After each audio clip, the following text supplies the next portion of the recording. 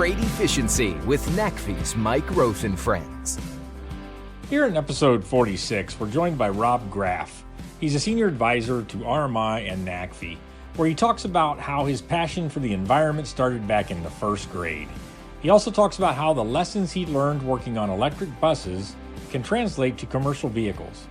The importance of working on all parts of electrification, not just the vehicle itself, and how understanding what the customer wants and designing solutions today can avoid problems in the future.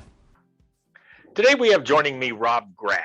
Rob has a real history with electrification and particularly with transit buses and other things, but he's now joined NACFE and RMI as a senior advisor. That's important as we look to the transition to the carbon-free economy. Rob, thanks for joining me today. Well, it's a pleasure to have a chance to talk with you, Mike. Do you remember how we met and became friends? Yeah, when I was at the Delaware Valley Regional Planning Commission, I was working on a project we called the Interagency Battery Electric Bus Dialogue, where we were working with 11 transit fleets around the country on the challenges and opportunities of electrifying buses. And I believe it was Danny Ilioiu of King County Metro who suggested we bring in Dave Schaller from NACFE as a guest speaker on, if I recall, standards for communications between chargers and vehicles, which is, as you know, a big challenge. And then when I was leaving my previous employment to try to find work, particularly in this area, I was talking to a number of folks and talked to Dave, and he suggested I talk to you. And then I was similarly and sort of oddly also talking with Britta Gross at RMI, who I've known for years through my electric vehicle work, without realizing that NACFE and RMI were related. And Britta said, "Oh, well," again, I remember asking you at one point, "Well, have you heard of RMI? I've been talking to this woman called Britta Gross." And you said, "Yeah, she's sort of my boss." And so things came together, and I was really pleased that it's really a great pleasure to be working with both RMI and with NACFE. NACFE, we're looking for the expertise as well as some flexibility and work, and we have a lot of contractors, some retirees, a number of people, I think like yourself, that are maybe in your, part of your career where you can pick and choose different things. And yep. and it's great to have you on board. So let's start with your career. I mean, what kind of, go back as far as you want to and kind of help us get to know you and what brought you to work in this area now here. I remember in first grade, we had the paper drive back when we collected newspapers, and our classroom won, and we got free ice cream for that. And that sort of made me, that was my first interest in environmental work, I guess. My college degree was actually a Bachelor of Arts in Engineering Sciences modified with anthropology. And I was really fortunate. The college I went to, there was a professor there named Dana Meadows who wrote a book with other colleagues called Limits to Growth, which was a very early environmental book on sort of how the systems of the world work together to, if your agricultural system's not working, it'll cause problems with your water. And if your water is not working, it'll cause problems with your electricity generation. All kinds of things are interrelated. I went to graduate school and I got a degree in public policy and urban regional planning, and really had some fantastic professors there who were really good on bringing together the policy and science issues. And then after that, I ended up working at a place called TELUS Institute, which is sort of a think tank, very much like RMI or really like NACFE is around trucking, around freight. And we developed something called the Global Reporting Initiative, which was for corporate environmental and sustainability reporting that ended up being turning into an independent organization and moving out of the US to the Netherlands. And I wanted to stay here. So I moved to Philadelphia and started working at the regional planning organization, and was able, with the support of the executive director and the board, was able to found the Office of Energy and Climate Change Initiatives there, one of the first regional planning organizations that had an Office of Energy and Climate Change. And very quickly that turned into a clear understanding of, well, there's a lot of emissions that come from vehicles, from the transportation system. And clearly, in addition to all the issues of reducing vehicle travel, workplace commuting issues, very clearly electric vehicles are part of that solution.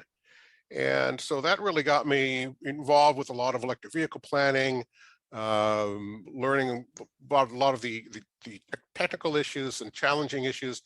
And then it became clear, very clear, that first of all, the freight industry produces a lot of emissions per vehicle compared to passenger vehicles, and that the freight industry responds to total cost of ownership in a way that individuals don't really all that much in their decision making around purchasing an automobile. So that, I mean, when people ask me, Mike, what's kept you in trucking for 25 years? It's that TCO decision making. It's, all the way from the people that make the bolts for trucks all the way to the people who are, building and then operating the trucks. It takes a lot of, I don't know, sort of noise and stuff out of the system, and makes it, at least for me, more comfortable place to work.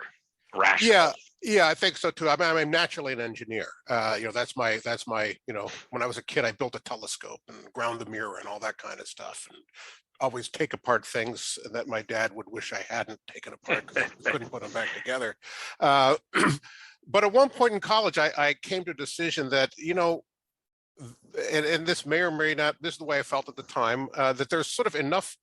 The challenge is not so much in getting the technology working, it's in getting it implemented, right? And we see this all the time with some of the work that national labs do. They have great technologies, but if they don't work in the marketplace, if you can't convince someone to use them, if there's a better technology, if there's a technology out there that's good, diesel technology is a fantastic technology for trucking. You can put, almost as much fuel as you want, drive 1,200 miles if you want to, refuel in a minute or two.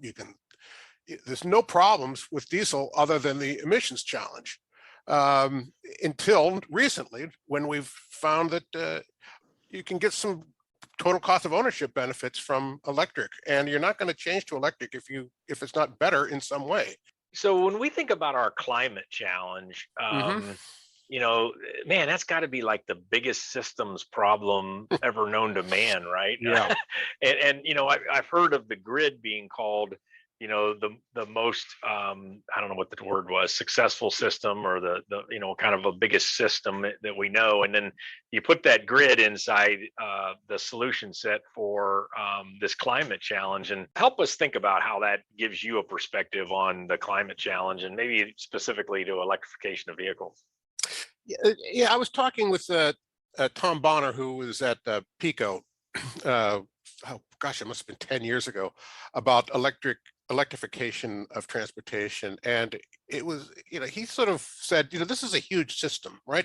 You've got to work on the vehicles, you've got to work on the charging infrastructure, you've got to work on the electric rates, you've got to work on availability of electricity, you've got to work on the whole demand charges. It's very interconnected, and if you solve the vehicle problem perfectly, you're still not there because you may not have the charging problem addressed. That was one of the issues with the electric buses, is they'd have these buses and then they'd plug them in and they couldn't get the handshake between the charger and the bus. You can have all the individual pieces working, but they don't work together. It's you don't have an infrastructure. You can have knowledge in one area, but if you don't connect it to other areas, you can't make the changes you need to make. We're starting to enter a phase in vehicle electrification where there's a pull for sustainability, whether that's public or private, board of directors, the consumers. There's definitely a pull around sustainability and climate. There's a government regulatory pull, and there's the insight around the simplicity of these electric vehicles and a total cost of ownership opportunity. So there's a lot of pulling going on here. And I think that's naturally then creating oh my, this is a complex problem, as most things are, right? Things look simpler until you get into it. So back to that. So with that transit authority, I think you really had a great job there, right? Like you were definitely involved with the electric vehicle implementers, kind of really in a beachhead application of transit. So tell us about that. What were some surprises those groups had? What were some key learnings they had, maybe some best practices around taking care of some of those challenges that we might learn from for trucking. One of the most interesting things about that, what it was, we had 11 transit agencies across the country, pretty much in every time zone and every climate.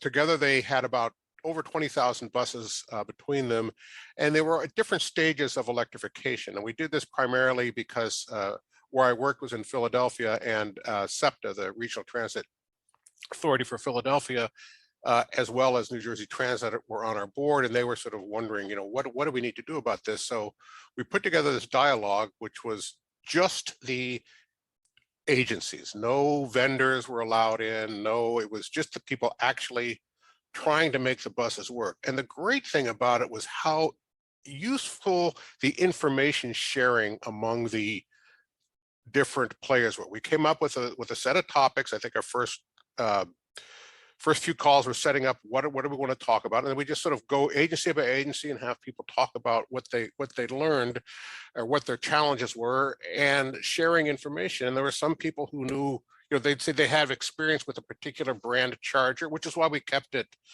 a sort of a closed conversation, is they didn't want to get their vendors angry at them by talking about things in public. So they say this particular charger will not talk to this particular bus, even though they're supposed to be on the standards. It's one thing to have 2 or 3 electric buses in a fleet, but a bus depot may hold 200 or 300 buses. And when you have that, you have a whole different set of issues. Now you really don't want to have 200 or 300 sets of wires on the ground. When you put in the charging equipment, you have all the charging cabinetry. Where do you put that? And when you have automated systems, you have communications issues when you have 200 wireless dialogues happening between a charger and a bus. So there was, sort of some of the things that work at the small scale don't work at the large scale. And I think that's an important thing to realize. So people were moving towards overhead charging, catenary charging, and away from plugins. Now, you don't quite have the same density at most truck depots, especially if you're going to be charging at a loading dock. But you have some of those issues, particularly when you're dealing with, truck stops and so forth. Yeah, I've been thinking about it, watching, how this is evolving in trucking. And I think there's a real healthy aspect of the startup truck builders along with the traditional truck builders. So the startups are, solely focused on electric or maybe hydrogen, where the traditional ones, are electrifying trucks given their ICE, experience and history, as well as you've got other, fleets that have dabbled in alternative fuels that might have, fleets that went natural gas. They've got a head start on the ones with electric. So you've got the people who've never done it before, and they're coming up with some interesting ideas because they're a startup. You got the people who have, been to town and seen the rodeo, as they say. They've been around this for a long time, and they have some insight as to, what won't work or what can work, or what amount of change is the fleets and shippers willing to change for these trucks. So, that gives me a lot of hope that we'll figure a bunch of this out. One of the agencies really wanted to explore charging at bus stops using inductive charging. And then there was a large push against that by people who had looked into it more deeply, because you have to relocate a lot of infrastructure underground and so forth.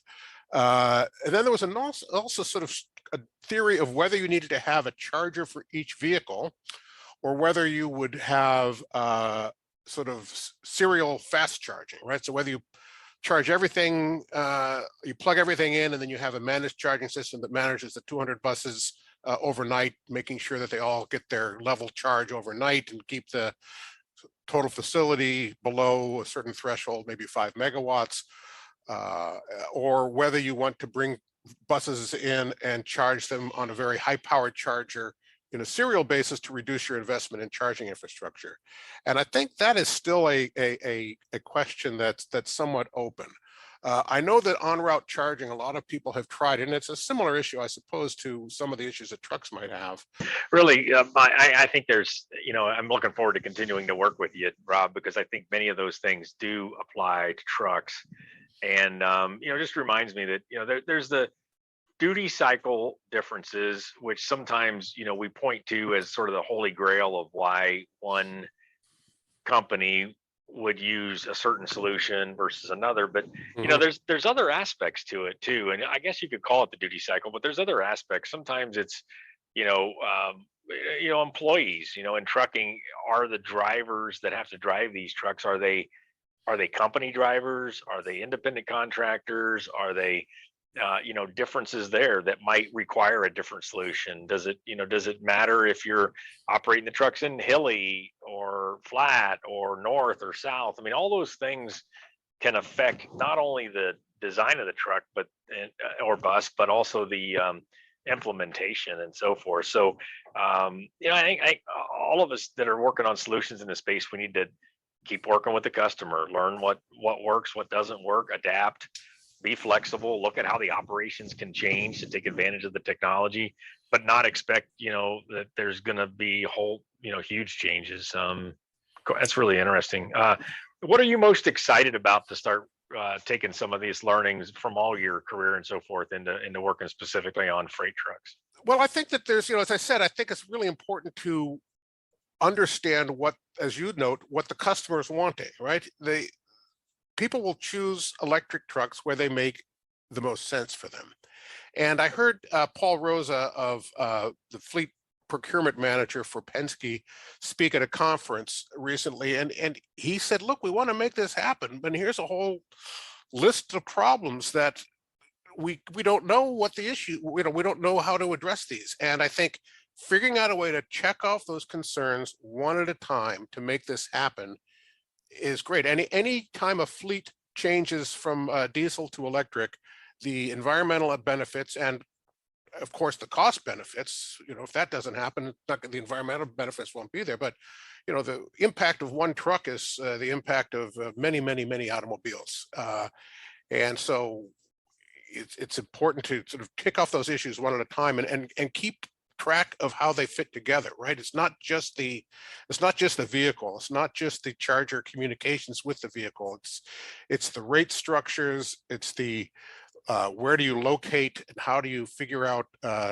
on-road charging for truck stops. I mean, if it takes 10 minutes to fill a diesel vehicle, it would, to go with 1,000 miles, you're going to need a lot more stopping and a lot more time. So you'll need a lot more chargers than you do diesel pumps. So how to think about these in a systematic way, I think, is really important. A quote that has recently driven me in a lot of my thinking is, I've heard it attributed to Goethe, which is today's problems were yesterday's solutions, right? That diesel is not people putting together a whole internal combustion engine, petroleum-based transportation system. Were not out to change the climate and pollute the air. They were out to move goods, move people fastly and inexpensively. And so understand it in that manner, that was originally a solution. And the problems we're dealing with now are based on shortcomings in that solution or unanticipated challenges in that, or unanticipated outcomes of that solution, side effects, if you will. And so as we develop new solutions, we have to think long term and how those solutions, how our solutions today can avoid, to the extent you can, problems that we'll anticipate in the future. You always make me think when we talk, so I'm glad that we were able to do that here in this podcast, and maybe there's a few out there that will inspire some thinking and some solutions that have listened to this. So thanks for being on the show. I appreciate you doing it. Well, thank you for the opportunity, Mike. It's a real pleasure. Freight Efficiency with NACFE's Mike Roth and Friends.